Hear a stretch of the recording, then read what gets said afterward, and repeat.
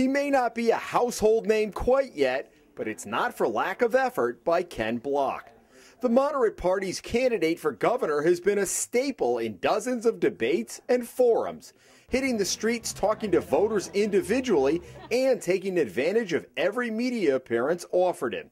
And he plays very much to his position as the outsider. People in politics created the mess that we're in right now. There's no question about it.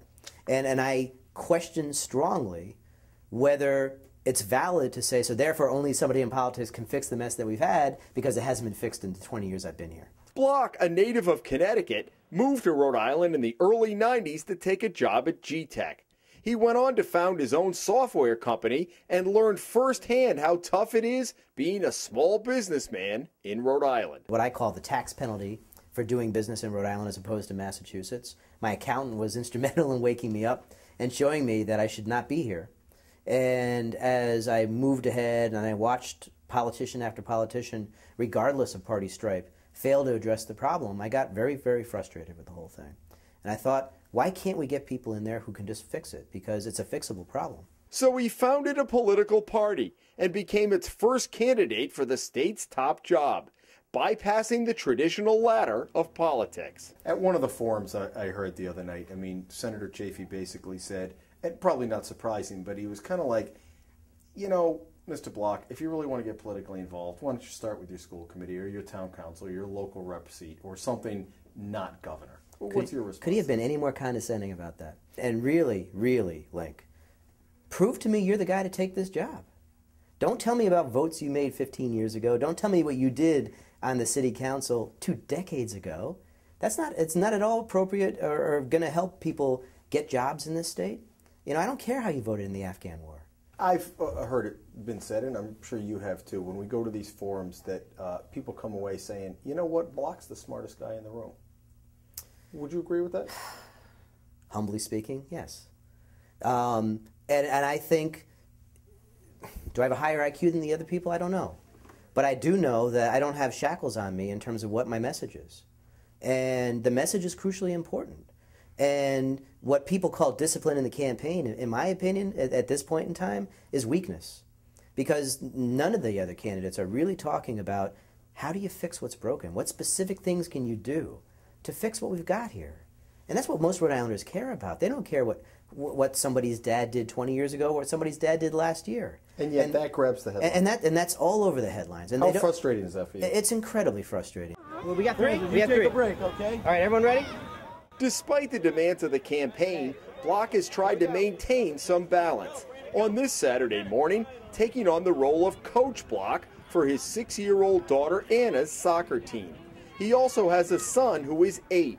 And even at that young age, they're paying attention. Something he wishes the voters would do as well. My kids understand that what I'm doing is principle. They understand that what I'm doing is important. Do they understand who the governor of Rhode Island is? They do understand. And my daughter can give you a nice little dialogue about the lieutenant governor's race. She's fascinated by the idea that somebody would be running for a position they want to get rid of. Their little peers are all very interested in it too, and it's a first-hand civics. So yeah, I mean it really is, and so it's been great, you know, in a lot of ways. Hi, I'm Ken Block. I'm running for governor of Rhode Island here with the Moderate Party. How are you today? When he's on the campaign trail, Block has learned to maximize his time. When he runs into an out-of-stater like this one at the Situate Arts Festival, he thanks them for spending money in Rhode Island, but doesn't linger. For Rhode Islanders, he doesn't take the traditional route of asking directly for their vote. Do you take umbrage when people say a vote for you is a wasted vote? I don't. You know what I tell them? I say, look, you decide who's got the best idea and the ideas. You vote for that person. And don't subscribe to the lesser idiot theory of government. Not here, not in this race. But what if he were to get in, with no political experience dealing with the legislature and no party backing? How is a governor, particularly one who's not running within a party, not get steamrolled? It's my favorite question of the campaign. Well, let's hear the answer. I mean, because what it really comes down to is communication. You can't just be a good speaker. You need to be a good communicator. And the governor of Rhode Island, by design, has to work very closely with the General Assembly. You're not going to get your vision accomplished if you don't. Despite polls that show him consistently in single digits, Block remains unfailingly optimistic. I might win. I still could absolutely win this race. No one's pulled away And after millions of dollars and more than a year of campaigning, the two frontrunners barely break 30%. Do you believe that deep down that you could win? I do. What gives you indications that when you've been only polling in single digits? But the polls can't measure what I call squishy soft support. And what we're seeing, the reason I feel as comfortable as I do... 30 points of squishy soft support?